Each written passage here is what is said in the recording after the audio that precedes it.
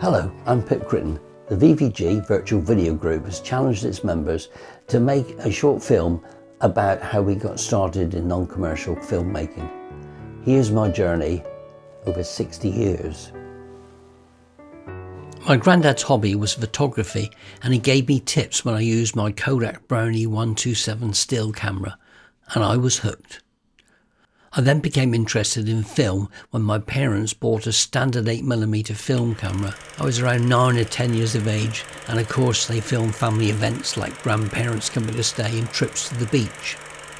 There was a great thrill when the yellow envelope from Kodak arrived in the post with the results of your latest efforts. Then watching the film on a bedsheet taped to the wall, accompanied by the clattering sounds of the projector.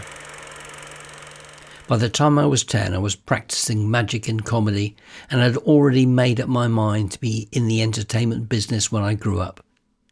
And I suppose it was that creative urge that drove me to want to make proper films with a story to them.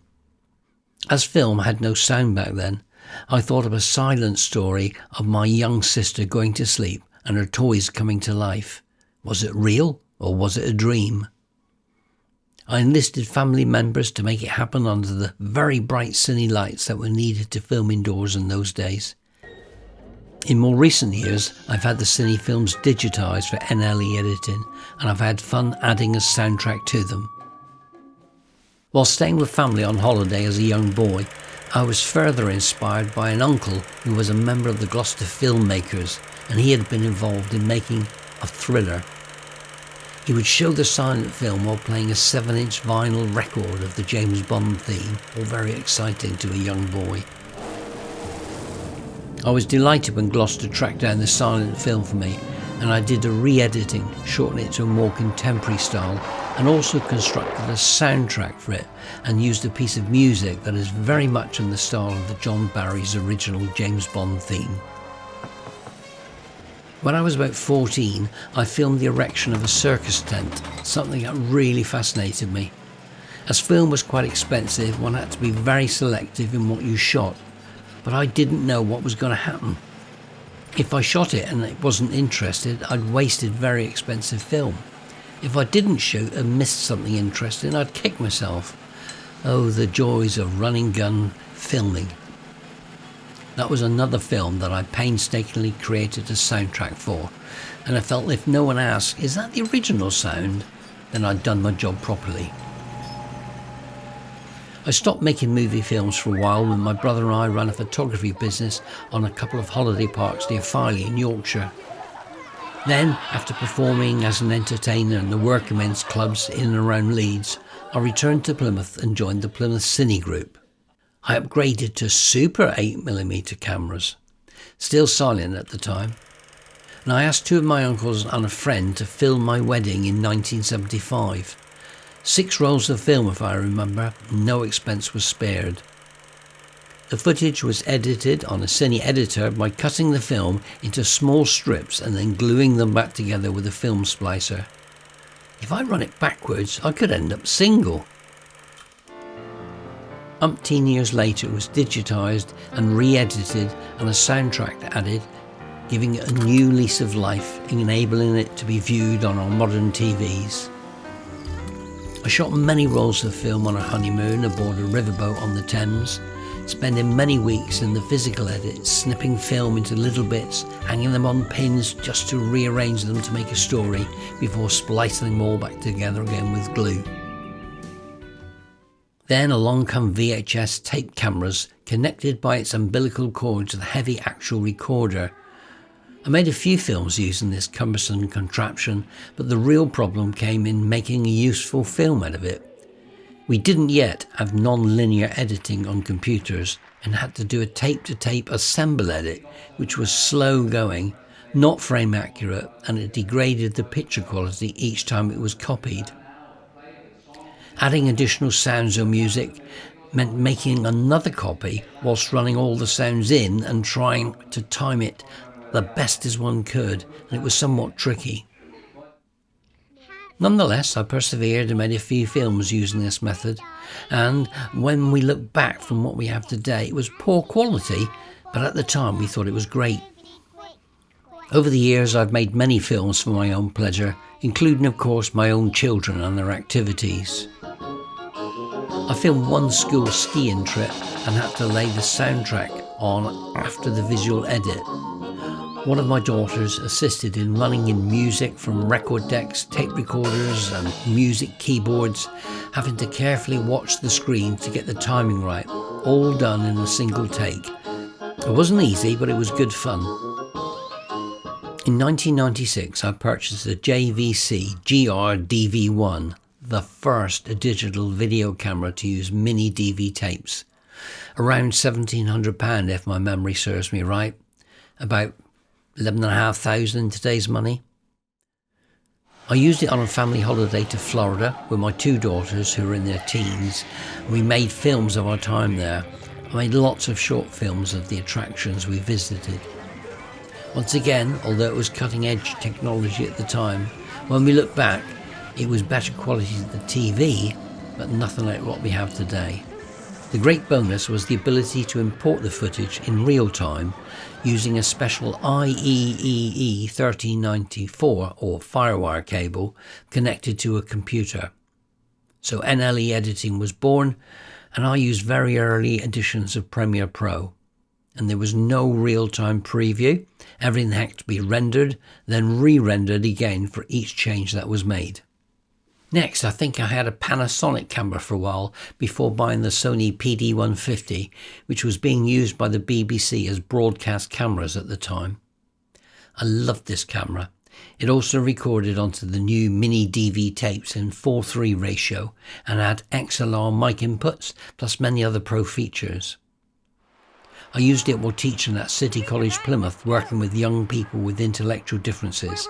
Some also had physical disabilities. With the students, we made many films from dramas to documentaries. I arranged for them to be presenters in the National Marine Aquarium, where Barnsley talked about his love for fish. At the PDSA, where a young lady learnt that being a vet was not all about cuddling kittens, and it was a little more gory than she had imagined. Hello, my name is James Little here at the Plymouth Pavilions. And right behind me is the guys who do some training for the mats tonight. We filmed at Professional Wrestling, where I made one man's dream come true to see his favourite sport live, and he even got to interview one of the wrestlers. A young lady made a visit to an MOD police station to interview the officers, see the boats, the bikes, and I even got her locked up. Was impersonating a police officer. Okay. One young man's obsession with trains took us to Exeter, where we missed our train back. As it turned out, he didn't know as much about platforms as he did about trains, and many, many more, including some commissions. The one that impressed me most, I think, was Ben Carroll, who in 2002 went to see the just-released film about Schmidt. He wrote a first-class review, which would have gained an A-star from any of my mainstream students. View Cinema agreed to loan me a theatre where we filmed his review straight to camera, where he was word perfect from memory. And I even got the distributors to send me the junket tape, which was intercut to make it seem that he had interviewed the directors and actors. People wondered how we'd managed that. I'd like to take 60 seconds of your time to show you this thought-provoking film that gave me master membership of the Institute of Videographers. Imagine for one moment that all your limbs functioned normally, but you couldn't drive a car. Would you consider yourself disabled? Assume that you had two strong legs, yet didn't have the nerve to ride a jet ski or the ability to stay on. Would that make you disabled? If you haven't captained your sports team to the top of 2 different leagues, should you be judged disabled? Can you take scrap gold and turn it into beautiful jewellery? Can you do a handstand dive from a springboard? Can you swim 2 miles? No? Then surely you must be disabled. Now suppose someone could do all these things and more, but had no legs at all. They would be disabled, wouldn't they? Should we label others able or disabled, when perhaps we're all differently abled? What do you think? A lot of my footage of the man in the film, Ray Robbins, was used by the BBC when he was nominated for a sporting award. I upgraded to a widescreen Sony camera. At this time I was heavily involved with the All Stars, a theatre company for people with disabilities, where I was, among other things, doing all the sound, video inserts, backdrops for the shows and anything else technical. My aim was to elevate the production values of their shows. Here's an extract from a video that was made for one of our Christmas shows. Later on, if you wanna, we can dress like Madonna, put on some high shade and join the parade, walking around in women's underwear, lacy things, missing, didn't ask permission, wearing her clothes, silk pantyhose, walking round in women's underwear. I created an All Stars informational DVD which was widely distributed to assist public bodies, organisation and the public to understand some of the issues the members face, such as dealing with noisy neighbours, visiting a police station, returning goods to a shop, I'm afraid there's been a spelling mistake in the word fair.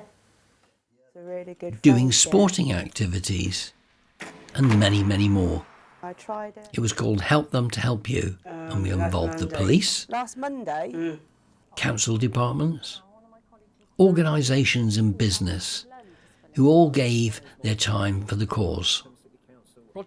Alongside this, in 2011, I set up a project search programme at Derriford Hospital in Plymouth to support young adults with learning disabilities gain paid employment. Each year I would film the interns in their 3 different internships, interview them towards the end, and edit a video CV for each of them, showcasing the many talents that they had to offer employers. At 1 year's graduation, the manager of hotel services saw the film of one intern and instantly offered him a job, saying, "This young man is so keen and versatile, we cannot let him go." Kerching. I also managed to get the project featured on both ITV, so everyone was pleased how I did, so as soon as I got the job they were all pleased to see me. and BBC regional news programmes. Come into a very professional, very controlled working environment, they very quickly have to realise all the core skills that an employer would require. As time went by, of course, I filmed the grandchildren at go-karting parties, riding lessons, a trip to Lapland, at the fairground, abseiling down a wall, visiting a marble factory, and even making one grandchild disappear. Teen Filmmakers Club has become my home club. I try and participate in as many of the challenges and competitions as I can, and have acted as camera operator, director of photography, and editor for some of our club projects. As for the future, I have a documentary in pre-production, but age and my disability has made filming much more difficult. I won't be climbing up ladders to get a good shot or laying on my belly unless I have a very clear plan of if and how I'm going to get back up again. I hadn't realised before I started making this film, it's been over 60 years that I've been involved in one way or another in filmmaking. And I've got a question for you. How many people, like me, have said, "That's the last piece of kit I need to buy. I'm really up to date now"? Yeah, right.